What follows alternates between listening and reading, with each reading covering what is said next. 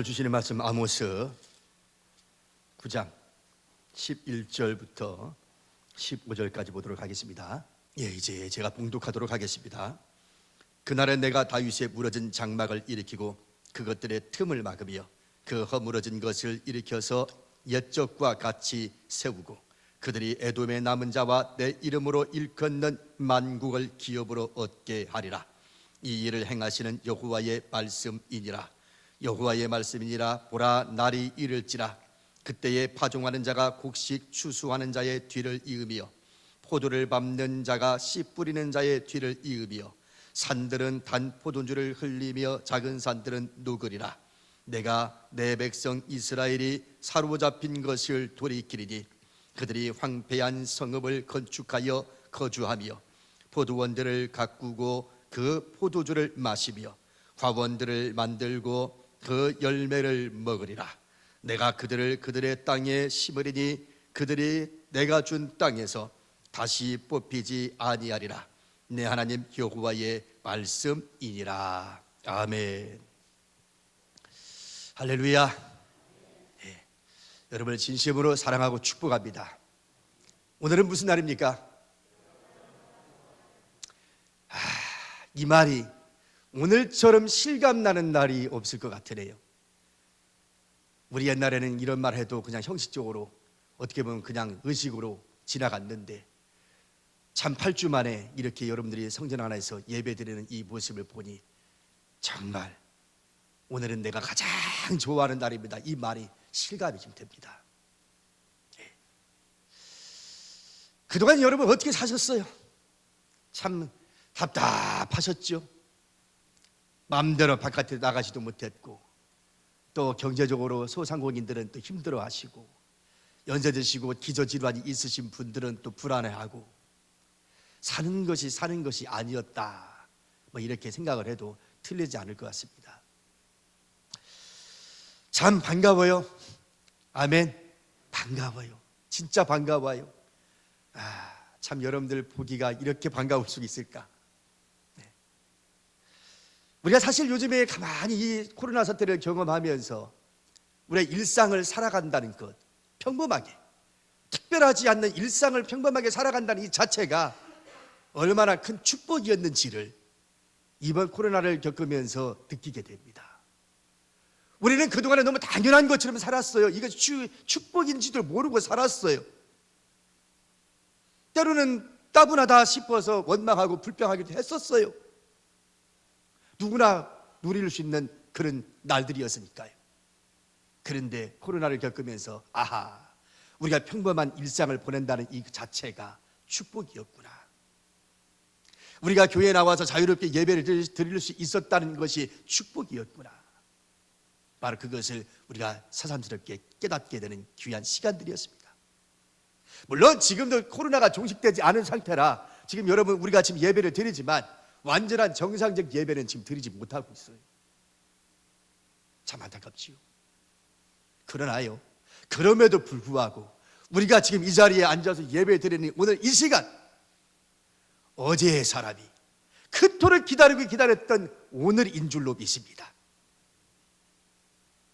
그래서 오늘 우리 이 시간에 드려진 예배가 정말 소중한 것이고 그 한 시간 한 시간이 그 시간이 정말 내 인생에 있어서 얼마나 소중한 시간인가, 그런 축복된 시간인가 그런 생각을 해봅니다. 지난 노예도 우리가 짤막하게 끝났습니다만 제가 개회 예배를 드리면서 제가 설교하면서 제목을 그렇게 했습니다. 보라, 내가 새 일을 행하리라. 이제 나타낼 것이라. 이사야의 말씀을 가지고 간단하게 설교를 했습니다만 그 설교 중에 노예원들 앞에서 제가 무슨 얘기했냐면 이런 얘기를 했어요. 우리 인류의 역사를 크게 우리는 그동안에 어떻게 구분을 했냐면 BC와 AD로 구분을 했어요. 이거는 잘 알잖아요. 뭐 정확하게 얘기하면 뭐 다른 말도 있습니다만은 우리가 일반적으로 알고 있는 수준에서만 이야기해 봅시다. BC, 기원 전이라고 일컬어지는 이 BC, 이게 뭡니까? 우리가 알고 있는 대로만 얘기하자면 예수님의 탄생을 이전을 BC라 그러고 예수님의 탄생 이후의 시대를 AD라 이렇게 우리가 불렀어요. 그래서 인류의 역사는 크게 두 가지로 그렇게 나눴단 말입니다. 그런데 이제는 BC, AD 시대를 넘어서 이제는 AC의 시대가 됐다. 바로 그 얘기하는 겁니다. AC. 그럼 AC가 뭐냐? After 코로나. 그 After 코로나를 약자를 따서 AC 시대라 그러는 거예요. 그래서 인류의 역사는 이제는 3단계로 나누어집니다. BC의 시대, AD의 시대, 이제는 AC의 시대가 됐다라고 하는 거죠. 신조어지요, 신조어. 네. 결국 그의 이야기는 무슨 얘기냐면 우리가 AC의 시대, 코로나 시대 이후에는 우리가 과거에 그 가지고 있었던 일상생활이라고 하는 것이 다시는 돌아가지 못할 것이다 라고 하는 생각을 가지고 있다는 겁니다. 이거는 저 혼자만의 생각이 아니에요. 세계적인 박사들, 석학들, 세계적인 전문가들도 똑같이 얘기하고 있습니다. 이제는 과거처럼 우리가 과거의 일상으로 돌아가지는 못할 것이다. 자, 끔찍한 얘기죠. 그렇습니다. 오늘 오랜만에 이렇게 성전에 와서 예배를 드리면서 이 AC 시대에 과연 하나님은 그럼 오늘 우리에게 뭐라고 말씀하실까? 정말 첫 번째 영상 예배를 드리는 그 시간에 제가 나와서 여러분한테 설교했습니다만 여기 앉아서 혼자 기도하는데 눈물 나더라고요. 왜냐? 생각을 해보시오. 평생 생활하면서 지금까지 단 한 번도 예배를 중단된 적이 없잖아요. 텅 빈 예배당에 앉아서 혼자 기도하는데 왜 이렇게 눈물이 나는지. 진짜 그렇게 우리 예배드리는 이 자체가 얼마나 소중한 것인지를 몰랐단 말이에요, 우리가. 근데 이제는 알아요. 할렐루야. 이제는 우리가 예배 1시간 드리는 것이 얼마나 소중한 것인지 이제는 알아요. 그러니 이제부터 여러분들이 예배 나올 때마다 정말로 그냥 시간이 됐기 때문에 나오지 마시고 오늘 드려드리는 이 예배를 통해서 하나님께서 받으신 예배, 내 인생을 바꾸는 그런 축복의 예배가 되어지기를 축원합니다. 대충 아무렇게나 예배 드리지 마시고 이제 1시간 매주 올 때마다 그 예배에 집중하셔서 하나님이 받으시는 예배가 되어지기를 원합니다. 오늘 AC 시대에 오늘 이 시간 하나님은 저와 여러분에게 무슨 말씀 하실까요? 오늘 설교 제목을 그렇게 잡았습니다. 회복을 꿈꾸자. 회복을 꿈꾸자. 오늘 말씀을 준비하면서 바로 오늘 이 첫 시간에 하나님은 나에게 뭐라고 말할까? 오늘 우리 교회에는 뭐라고 말할까? 우리 여러분들에게는 뭐라고 말씀하실까? 묵상하면서 말씀을 준비합니다. 그래서 나온 얘기가 회복을 꿈꾸다. 이제 회복해야 되잖아요. 이제 모든 것이 다 회복돼야 되잖아요. 국가도 그렇고 세계도 그렇고 우리도 그렇고 개인도 그렇고 사업도 그렇고 모두가 다 이제 회복시켜 나가야 되는 것인데 그러려면 어떻게 하자? 회복을 꿈꾸자. 그럼 회복을 꿈꾸자 그러면 그냥 말로만 우리 잘 될 겁니다. 회복을 꿈꿉시다. 이렇게 말로만 하면 되나요? 뭐 근거가 있어야지. 우리는 적어도 예수 믿는 사람이니까 하나님의 말씀의 근거를 가지고 우리가 그 얘기를 해야지. 그냥 말하기 좋게 듣기 좋은 말만 그렇게 한다고 됩니까? 그래서 오늘 이 말씀이 대단히 중요한 말씀이라고 저는 믿습니다. 회복을 꿈꾸자. 오늘 하나님은 저와 여러분에게 오늘 이 시간 회복의 약속의 말씀을 주셨습니다. 오늘 우리가 읽었던 본문의 말씀 아모스 9장 11절부터 15절까지 읽었습니다만 11절과 15절만 다시 봅니다. 11절과 15절만 다시 보겠습니다. 그날은 내가 다윗의 무너진 장막을 일으키고 그것들의 틈을 막으며 그 허물어진 것을 일으켜서 옛적과 같이 세우고 15절에 보시면 내가 그들을 그들의 땅에 심으리니 그들이 내가 준 땅에서 다시 뽑히지 아니하리라. 내 하나님 여호와의 말씀이니라. 여러분 듣고만 있어도요 신나는 말씀이에요. 찬란한 영광, 과거에 찬란했던 이스라엘의 영광을 우리 하나님께서 회복시켜 주겠다라고 약속하는 말씀입니다. 자, 그런데요 이 말씀을 통해서 그럼 우리에게 말하는 것이 뭘까? 사실은요 오늘 이 아모스 선지자, 이 아모스 선지자는요 남쪽 유다 선지자였어요. 북쪽 사람 아니에요. 남쪽 유다의 사람이었는데 예언은 어디 가서 예언을 했냐면 북쪽 이스라엘에 가서 예언을 했어요. 근데 북쪽에 가서 예언을 하게 되는데 당시 이스라엘의 왕은 누가 다스리고 있었냐면 여로보암 2세라고 하는 왕이 다스렸습니다. 이 사람이 북쪽 이스라엘의 왕이 된 지 41년 동안 통치를 하게 되는데, 이스라엘 역사 208년 역사 속에서 41년 동안 통치하는 이 기간에 북쪽 이스라엘은 찬란한 그런 영토 확장과 경제적인 부흥기를 이루게 됩니다. 보기 드물게 그 많은 왕들이 지나갔지만 이 여로보암 2세가 다스리던 그 북쪽 이스라엘에는 이 사람만한 사람이 없었어요. 경제적으로나 정치적으로나 모든 면에서 볼 때 아주 부강한 나라였습니다. 그러면 일반적으로 보면 어떻게 되는 거예요? 성공한 왕이죠. 이 정도 됐으면 성공한 왕이죠. 땅도 넓혔겠다, 경제적으로도 부흥시켰겠다, 정치적으로도 안정화됐더라.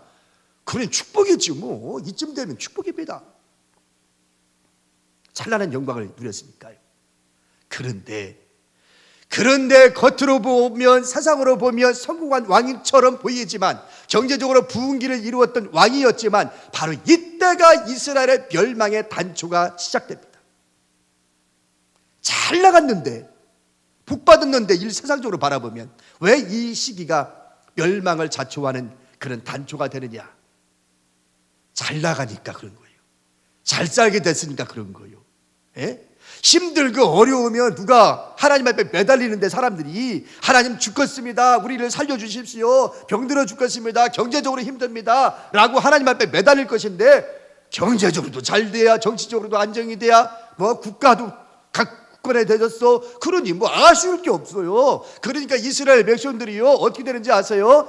기강이 해이해져 가지고요, 가진 자들과 정치인들과 그 권력자들은요 온갖 자기 배만 채우기 위해서 어려운 사람들을 향하여 착취하고 그렇게 못살게 굴었습니다. 그리고 종교적으로 타락하게 되고 바알과 아사라를 섬기게 되면서 하나님께서 야야, 이거 이스라엘 백성들 내가 심판하지 아니하면 안 되겠구나, 야, 그렇게 된 거예요.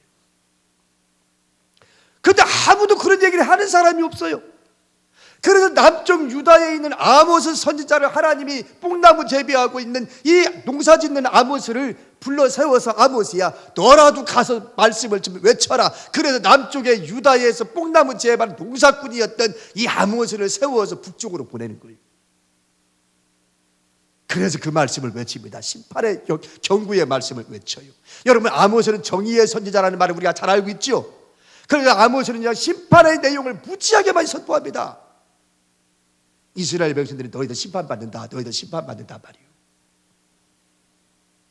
그럼 도대체 이스라엘 백성들이 도대체 무슨 죄가 지었길래 하나님이 이렇게까지 남쪽 선지자를 북쪽까지 보냈을까?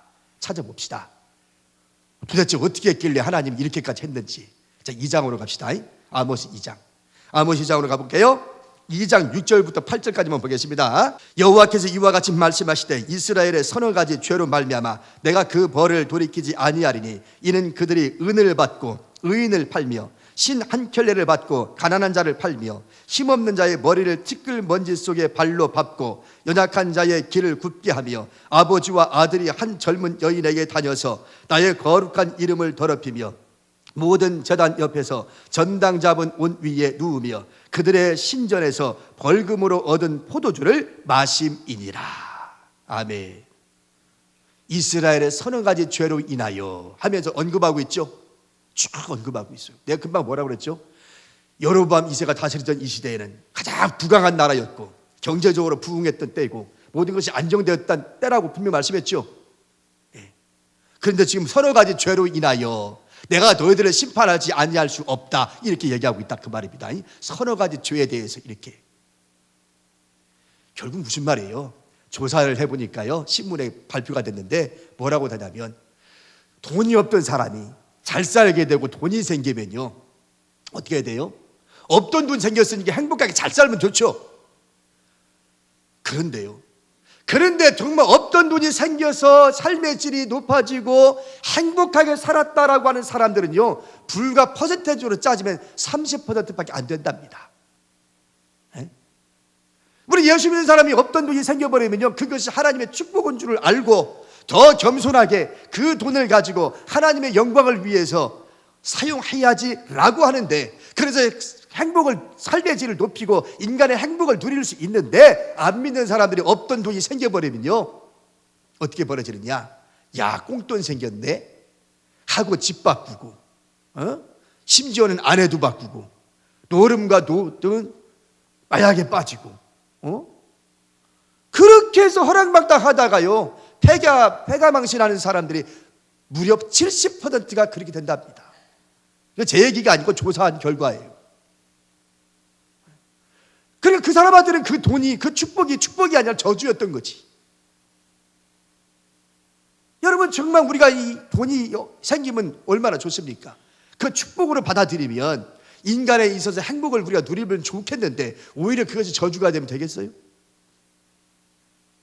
그런데 오늘 말씀을 보니까 여로보암 2세가 다스리던 이 시대에 그렇게 잘 나가더니, 잘 나가는 것처럼 보였는데 그 속에는, 겉으로 보면 화려했지만 그 속에는 병들고 문드러져 버려가지고 이렇게 하나님이 서너 가지 죄 때문에 내가 너희들을 심판하리라 라고 얘기하고 있단 말이에요. 가진 자들, 권력자들이 없는 사람, 가난한 사람들, 힘없는 사람들을 착취하고 그렇게 못된 짓을 했다 그 말입니다. 그래서 아모스는 아주 신랄하게 비난을 하게 되는데 5장 24절 말씀에 보면 핵심되는 말씀이죠. 아모스서의 핵심되는 말씀 5장 24절에 보면 그렇게 기록합니다. 오직 정의를 물같이 공의를 마르지 않는 강같이 흐르게 할지어다. 많이 들어봤죠? 이 말씀이 아모스서 전체의 핵심되는 구절이에요. 오직 정의를 물같이 공의를 마르지 않는 강같이 흐르게 할지어다. 얼마나 못된 짓을 많이 했는지, 사회가 불의하고 막 썩어버렸는지, 그래서 하나님께서 아모스 선지자를 통해서 이렇게 외치게 된 겁니다. 내가 너희들 가만 안 두지 않겠다. 내가 반드시 심판하겠다. 그런데 북쪽 이스라엘은 이런 회개의 메시지를 듣고도 회개치 않았어요. 그래서 여로보암 2세가 죽은 후 722년에 북쪽 이스라엘은 아수르에 의해서 망하고 맙니다. 불과 30년 후에. 그렇게 망했어요. 그럼 남쪽 유다는 괜찮았느냐? 남쪽 유다도 마찬가지였죠. 남쪽 유다도 586년에 바벨론에 의해서 거기도 처참하게 멸망하고 맙니다. 그래 북쪽 이스라엘과 남쪽 유다 다 망해버리고 말았어요. 참 어처구니 없죠. 예? 결국 하나님의 말씀대로 순종하지 아니하면 아무리 하나님의 선민인 백성일지라도 하나님은 칠 수밖에 없다는 거예요. 이게 아모스서가 오늘 우리에게 주는 메시지입니다. 그런데 지금 우리가 아모스 몇 장을 읽었어요? 9장을 읽었잖아요. 이게 마지막 장이잖아요. 9장이. 그죠? 마지막 장 마지막 부분을 우리가 읽었잖아요. 그런데 금방 내가 뭐라고 그랬어요? 아모스 선지자가 북쪽 이스라엘에 가서 얼마나 많은 심판의 내용을 선포하고 회개하라고 촉구하고 막 벌에 대해서 막 얘기했는지 무서운 얘기 앞에서 그래 읽진 않았지만 쭉 나온단 말이에요. 그 마지막 장에 가서 뭐라고 그래? 희망의 메시지를 전하고 있잖아. 회복해 줄 것이다. 우리 하나님 회복시켜 주리라 이렇게 말씀하고 있잖아요. 그래서 어떤 사람은 그렇게 얘기합니다. 뭐야 이거? 아니 공원방 앞에까지만 해도 그렇게 무섭게 책망을 하고 막 심판의 내용을 얘기했더니 아모스가 갑자기 마지막 결론 부분에 가서 다 회복시켜 준대. 이게 뭐야? 이 사람 뭐 다른 사람 아니요? 똑같은 사람이 어떻게 앞에 이렇게 말해놓고 뒤에 가서 이렇게 말한대? 그렇죠? 아모스 똑같은 아모스가 어떻게 앞에서 막 험한 말을 하고 뒤에 가서 마지막 끝마무리 할 때에 회복해 주리라 라고 축복의 메시지를 전합니까? 우리가 한 입 갖고도 뒤 얘기를 할 수 있어요? 그렇잖아요. 이해가 안 되죠. 여러분 오늘의 이 말씀을 보면서 우리는 무슨 생각을 하냐면 바로 이런 거죠. 아모스 선지자가 이 말씀을 전할 때까지만 해도 북쪽 이스라엘이 망했어요? 안 망했어요? 안 망했어요. 근데 회개치 않으니까 결국은 여로보암이 죽고 30년 후에 망하고 맙니다. 그 결국 무슨 얘기예요? 하나님이 지금 아모스를 통해서 심판의 선포를 하고 회복의 메시지를 전했어. 자 그러면 이제는 선택은 누구한테 달린 거예요? 나한테 달린 거지. 심판의 내용도 얘기했고 축복의 내용도 얘기했어. 그러니 너희들 뭐 선택할래? 이거죠. 오늘 우리가 흔하게 우리 아이들을 양육할 때 그러잖아요. 하도 애들이 말을 안 들어서 이놈 새끼야 너 앉아봐. 너 몇 대 맞고 돌이킬래? 안 맞고 돌이킬래? 이런 얘기 해요 안 해요? 하죠? 우리 애들 우리 양육할 때 애들 교육할 때 그러잖아요. 이놈 새끼 너 응? 너 몇 대 맞고 돌이킬 거야? 안 맞고 돌이킬 거야? 그럼 지혜로운 애들 같으면 어떻게 할까요? 얼른 눈치채고 안 맞고 돌이켜요. 그렇죠? 근데 어리석은 애들은 어떻게 해요? 매 맞을 거 다 맞고 그러고 나중에 돌이켜요. 누가 지혜롭고 누가 어리석은 거요? 그러니까 눈치를 빨라야 돼야 우리 인생에 살면서 눈치 빨라야지. 눈치꽃이 없는 사람은 하나 고생이야. 인생길이 고생길이요. 여러분이 예수 믿는 것도요 눈치껏 예수 잘 믿을 수 있기를 축원합니다. 눈치가 빨라야 되는 게 눈치가 빨라야 돼. 눈치가 어지간히 눈치 없는 사람이 있다니까. 그런 사람 보면 답답하지. 근데 불행하게도 어리석게도 이 이스라엘 백성들은 어떻게 했어요? 눈치가 없어. 이렇게 심판에 대한 얘기하고 축복에 대한 얘기했으면 하나님 마음은 어떤 거요? 야, 내가 두 가지 다 얘기했으니까 제발 심판받지 말고 축복받는 길에 서거라. 이 말 하려고 한 거 아니에요. 하나님이 축복해 줄 것 마음이 없었다면 축복의 얘기는 딱 빼버리고 심판의 얘기만 하면 끝나. 그렇잖아요. 그럼 뭐 하려고 축복 얘기를 뭐하러 합니까? 그 얘기는 뭐요? 내가 축복을 줄 텐데 심판받지 말고 축복받아라니? 그 얘기하는 거잖아요. 그런데 이스라엘 백성들은 그 하나님의 기쁘신 뜻을 이해를 하지 못하고 멸망의 길로 가고 말았단 겁니다. 참 안타깝죠. 여러분, 그럴지라도 매맞고 돌이키지 못하고 이렇게 멸망받았을지라도 우리가 기억할 것은 뭐냐? 하나님이 오늘 축복의 말씀을 결론 부분에 가서 이야기했다는 이야기는 결국 우리 하나님의 본 뜻은 하나님의 자녀들이, 하나님의 백성들이 어떻게 하든지 복받았으면 좋겠다 하는 것이 하나님의 뜻인 줄로 믿습니다. 그래서 말씀에 보면 하나님은 택한 백성을 결코 버리지 않으신다고 말씀하고 또 때리시나 싸매어 주시고 흩으시나 다시 모아주시고 뽑으시나 다시 심어주시는 분이다라고 하는 말씀을 호세아를 통해서 말씀하십니다. 우리 하나님 그런 분이라는 거예요. 너희들이 비록 매맞고 이렇게 망하고 말았지만 하나님은 때리시고 싸매주시고 치료해 주셔서 다시금 회복시켜 주시는 하나님이시다. 자, 우리가 11절과 15절 말씀 읽었으니까 읽지 않았던 말씀 다시 봅시다. 13절과 14절 갑니다. 13절 14절 볼까요? 여호와의 말씀이니라. 보라, 날이 이를지라. 그때에 파종하는 자가 곡식 추수하는 자의 뒤를 이으며 포도를 밟는 자가 씨 뿌리는 자의 뒤를 이으며 산들은 단 포도주를 흘리며 작은 산들은 녹으리라. 내가 내 백성 이스라엘이 사로잡힌 것을 돌이키리니 그들이 황폐한 성읍을 건축하여 거주하며 포도원들을 가꾸고 그 포도주를 마시며 과원들을 만들고 그 열매를 먹으리라. 할렐루야. 오늘 말씀 뭐라고 되어 있어요? 잘 보면 파종하는 자가 곡식 추수하는 자의 뒤를 이으며 무슨 얘기예요? 여러분, 우리가 순서를 보면 씨 뿌리고 싹이 나고 추수기가 되면 다 추수하고 난 다음에 그 다음 뭐 해야 돼? 씨를 뿌려야 되잖아요. 근데 오늘 말씀 보니까 뭐라 그랬어요? 그 날이 오면 그때에 파종하는 자가 곡식 추수하는 자의 뒤를 이으며. 무슨 얘기예요? 곡식을 추수하고 있는데 뒤에는 누가 따라오고 있어? 지금 파종하는 사람이 따르고 있대야. 추수하고 있는데 뒤에는 파종하고 있어요. 말이 안 되잖아요. 우리 자연의 법칙으로 얘기하면 그렇잖아요. 그럼 하나님이 무슨 얘기 하려고 하는 거예요? 지금 이렇게 하나님의 축복을 시켜주는데, 하나님이 회복시켜 주시는데 이렇게 추수가 끝나기도 전에 또 다른 추수를 할 수 있도록 파종할 수 있게끔 해준다 그 말이에요. 그러니까 일일이 다 설명하면 시간 나가니까 여러분 이 말씀만 읽어봐도 무슨 얘기예요? 야, 듣기만 해도 기분 좋잖아요.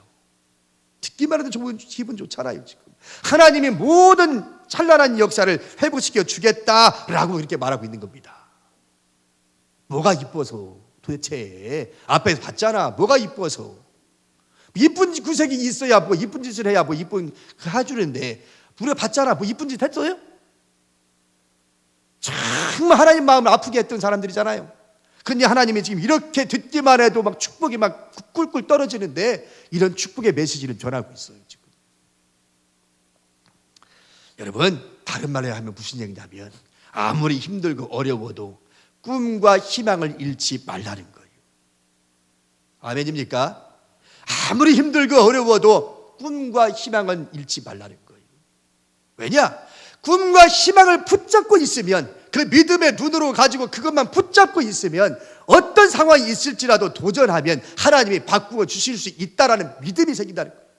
그리고 약속대로 하나님이 복 주신다는 거예요. 이것이 여러분과 내가 믿는 하나님인 줄로 믿습니다.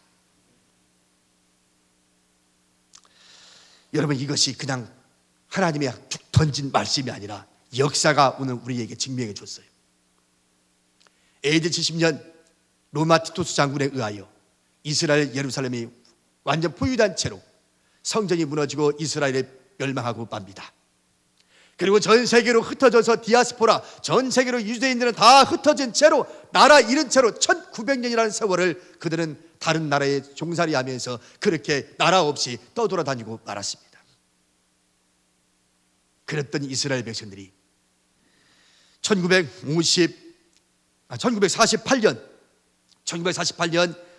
5월 14일 드디어 1900년 동안 떠돌아다녔던 이스라엘 백성들이 이스라엘 나라를 만들어냅니다.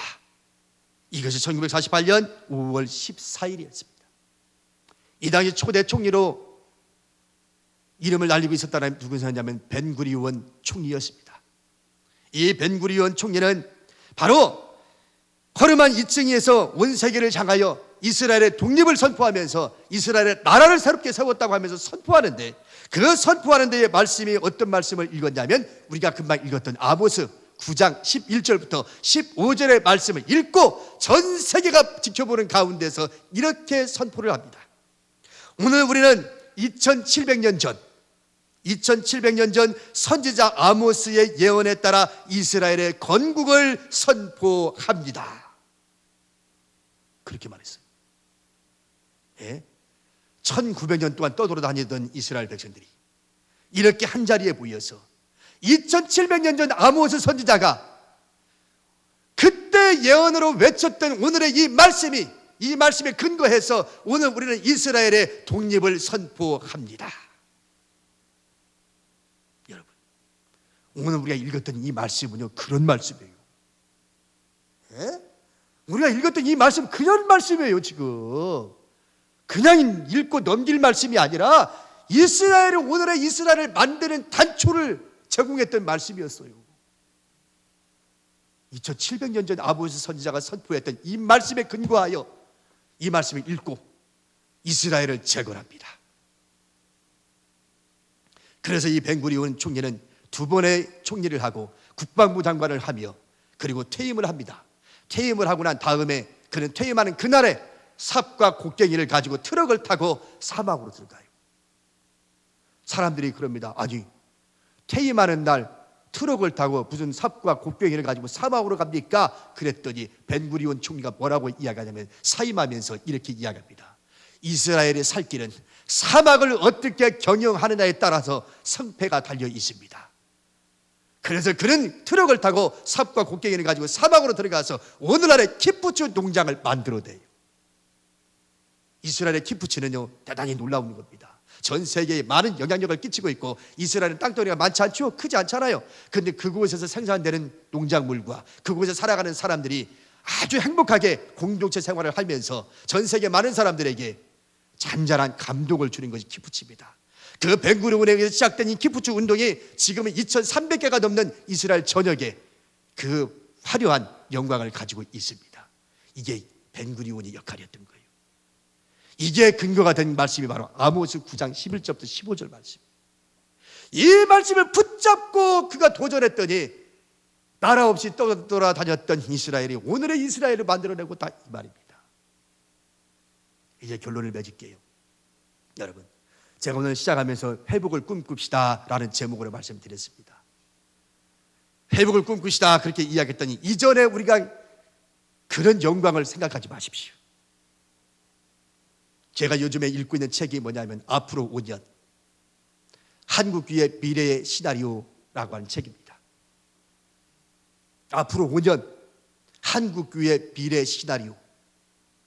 이 책을 제가 지금 읽고 있는데 이 책을 읽으면서 우리의 앞날이 그렇게 밝지가 않아요. 우리 대한민국의 인구도 급격하게 지금 인구 절벽 시대로 떨어질 뿐만 아니라 앞으로 금융 위기도 올 거라고 예측하고 있으며 한국교회가 2035년이 지나고 나면 지금의 절반으로 뚝 떨어질 것이다 라고 예측을 하고 있습니다. 지금 코로나 이후에 지금 각 교회마다 예배가 재개되고 있는데 전부 다 우리 목사님들한테 얘기를 들어보면 반토막 났다고 얘기합니다. 교인들이 안 온다고 그럽니다. 심지어는 서울에 있는 교회들마다 50%만 돌아왔으면 좋겠다라고 하는 것이 목사님들의 희망사항이에요.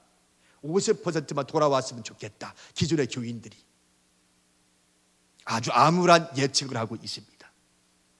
그래서 이 저자는 뭐라고 이야기하느냐, 이제 새로운 시대 AC 시대에 걸맞는 한국교회가 준비를 해야 되는데, 그러면 자기가 제안을 하는데 뭐라고 제안하냐면 이렇게 제안합니다. 이제는 한국교회가 성장 중심의 목회에서 행복 중심의 목회로 바꾸지 않으면 안 된다. 이 저자는 그렇게 우리에게 대답을 주고 있어요. 그 말을 읽는 순간에 그렇구나, 이제 성장 시대는 끝났구나. 있는 교회도 떨어져 나가는 세상인데 무슨 성장 시대. 이제는 그래서 행복 목회로 전환하지 않으면 안 된다. 패러다임을 바꾸지 않으면 안 된다. 그러면서 성령을 받고 성령의 인도함을 받고 살아가는 것이, 이것이 진짜 AC 시대에 우리가 꿈꿔야 될 교회의 모습이라고 얘기하고 있습니다. 그래서 공감이 됐어요. 그렇구나, 이제 성장 목회가 아니라 행복 목회가 돼야 되는구나.